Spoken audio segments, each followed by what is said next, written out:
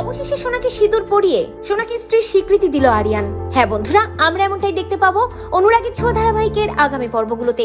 Jail থেকে পালিয়ে যায় রুডি, আর রুডি পালিয়েই একটা গাড়ি চাপা দিয়ে সূর্যকে ভয়ঙ্কর বিপদে ফেলে দেয়। সূর্য মৃত্যুর মুখে পড়ে যায়। কোনো রকমে আরিয়ান সূর্যর প্রাণ বাঁচায়, তবে সূর্য কোমায় চলে যায়। সোনা যখন খুব ভেঙে পড়ে, সোনা যখন হাউমাউ করে কাঁদে, সোনা যখন অজ্ঞান হয়ে যায়, তখন আরিয়ান সোনাকে ধরে অলি অলি বলে বারবার ডাকতে থাকে। অলি নামটা শুনেই আরিয়ানের দিকে অদ্ভুতভাবে তাকিয়ে থাকে সোনা। সোনা বুঝতে পারে এ তার পরিচিত কেউ। আরিয়ান সোনাকে বলে, অলি তুমি আমাকে চিনতে পারছো না? আমি আরিয়ান। মনে পড়ে সোনার মুম্বাইয়ের কথাগুলো। একসময় তারা একই স্কুলে পড়তো। সোনা আরিয়ানকে খুব পছন্দ করত, কিন্তু আরিয়ান সোনাকে পছন্দ করতো না। এত পুরনো বন্ধুকে দেখে আবেগী হয়ে যায় সোনা। সোনা আরিয়ানকে বলে, আরিয়ান তুমি আমার বাবাকে বাঁচালে, তুমি এত বড় ডাক্তার হয়েছো। আরিয়ান সোনাকে বলে, অলি তুমিও তো অনেক বড় হয়ে গেছো, আন্টি কেমন আছে? আরিয়ান কৃষ্ণকে বলে, আপনি বুঝি রূপার হাজবেন্ড? রূপা আমার বন্ধু ছিল।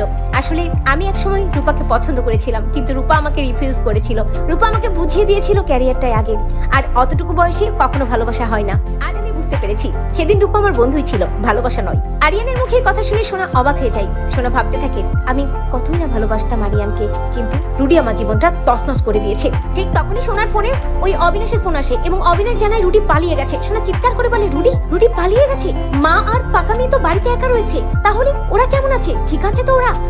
ওদেরকে বাঁচাতেই হবে। এই বলে সোনা ছুটতে বেরিয়ে যেতে যায়। আরিয়ান তখন সোনাকে বলে, অলি কি হয়েছে, কোনো সমস্যা? সোনা আরিয়ানকে বলে, আরিয়ান অনেক বড় বিপদ, আমরা অনেক বিপদের মধ্যে আছি, আমরা অনেক বদলে গেছি, আমার জীবনটা অনেক বদলে গেছে, সবকিছু তছনছ হয়ে গেছে আরিয়ান, তবে আমাদের যে করেই হোক না কেন পাকা মেয়েকে বাঁচাতে হবে। এই বলে সোনা বেরিয়ে পড়ে। অন্যদিকে